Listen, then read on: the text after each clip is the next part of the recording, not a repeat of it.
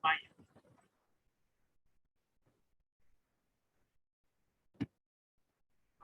Kenapa kami mengambil komoditas pepaya? Karena buah pepaya termasuk ke dalam 5 potensi komoditas buah sayur tahun lalu Kota Tarakan yang menduduki urutan kedua dari tahun 2019 hingga tahun 2021. Selain harganya yang terjangkau, buah pepaya juga memiliki kandungan gizi yang cukup baik dalam proses tahapan pasca panen. Pastinya memiliki kendala dan kerugian yang menyebabkan buah pepaya mengalami food losses atau kehilangan. Maka diperlukan untuk cara menangani food losses pada buah pepaya tersebut.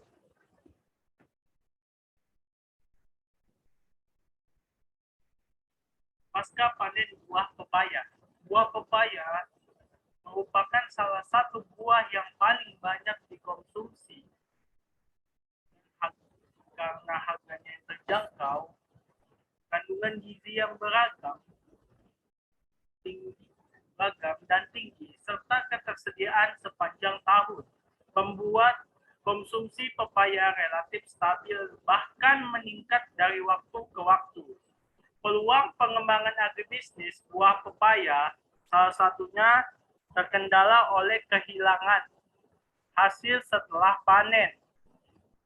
Kehilangan hasil setelah panen umumnya disebabkan oleh penyakit pasca panen, kerusakan mekanis selama penyimpanan, dan proses penjualan, serta susut bobot karena adanya metabolisme buah setelah dipanen.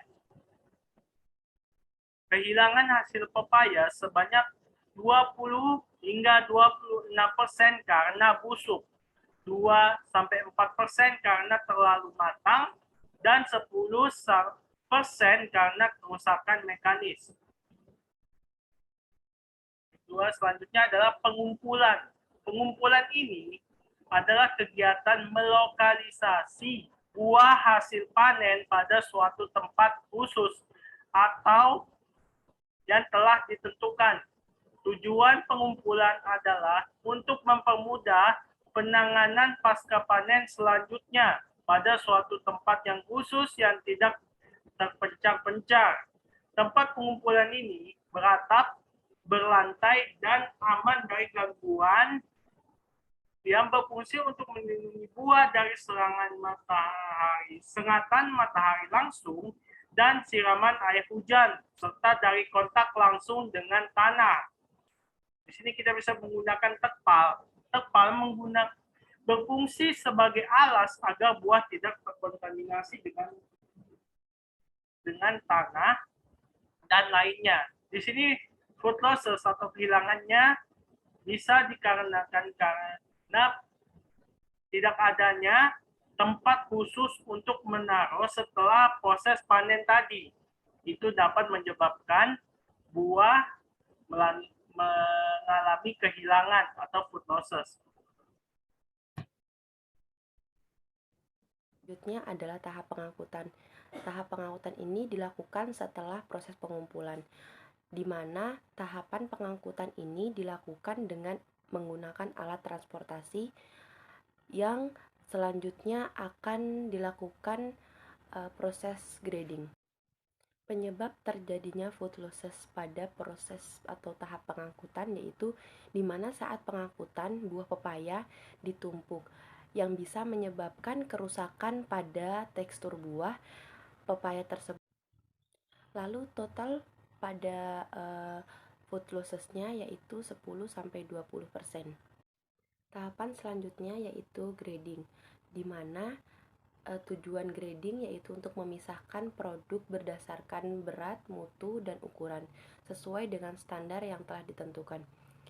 Kegiatan grading tersebut antara lain memisahkan buah yang bentuknya tidak baik, terlalu muda, terlalu matang, dan buah yang rusak atau buah yang tidak sesuai dengan standar.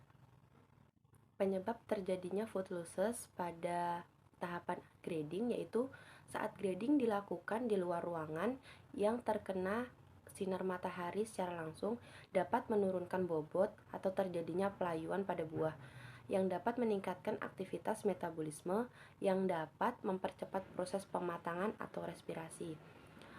Total food losses pada tahapan grading yaitu 15-26%. Proses selanjutnya yaitu pencucian.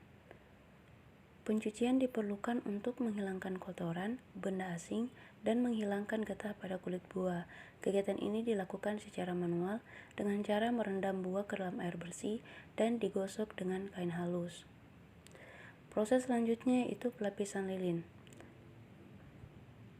Pelapisan lilin dilakukan untuk menekan laju respirasi sehingga perubahan kimiawi yang terjadi pada pepaya relatif terhambat dan akan memperpanjang masa simpan buah. Perlakuan pelilinan buah dilakukan dengan cara mencelupkan atau menyemprotkan menggunakan emulsi lilin selama 10 hingga 30 detik. Selanjutnya yaitu pengemasan. Pada proses pengemasan buah pepaya, baik pemasaran jarak jauh maupun pemasaran lokal, sebaiknya dikemas secara khusus. Food losses yang diakibatkan oleh tahap pengemasan yaitu yang pertama, penggunaan kemasan yang tidak sesuai.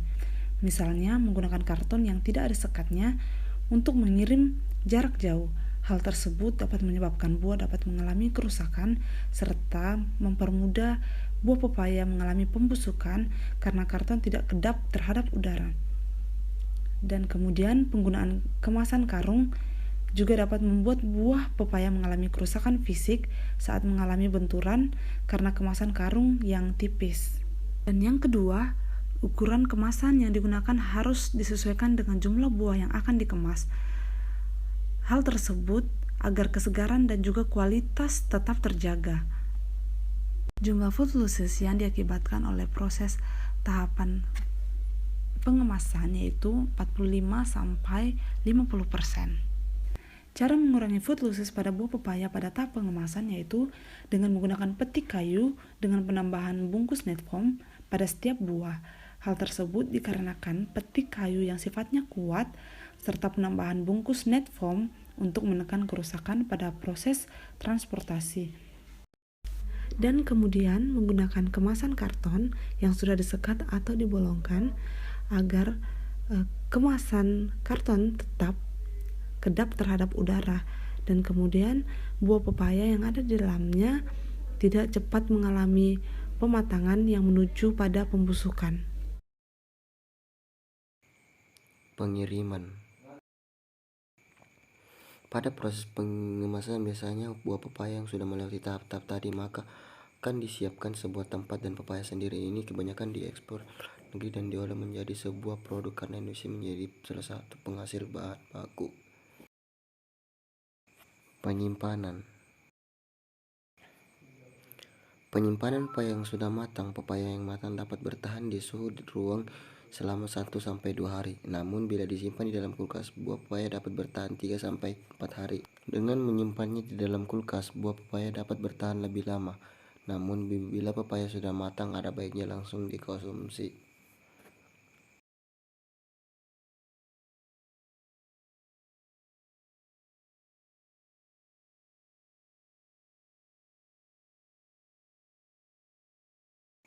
Jadi ada beberapa poin-poin yang tadi dijelaskan tentang rantai pasca panen pepaya. Namun pada saat pengemasan dengan menggunakan lapisan lilin ini sangat memakan biaya. Nah, salah satu solusinya itu dengan menggunakan ekstrak lengkuas, di mana lebih ekonomis dan menjaga kualitas buah pepaya ini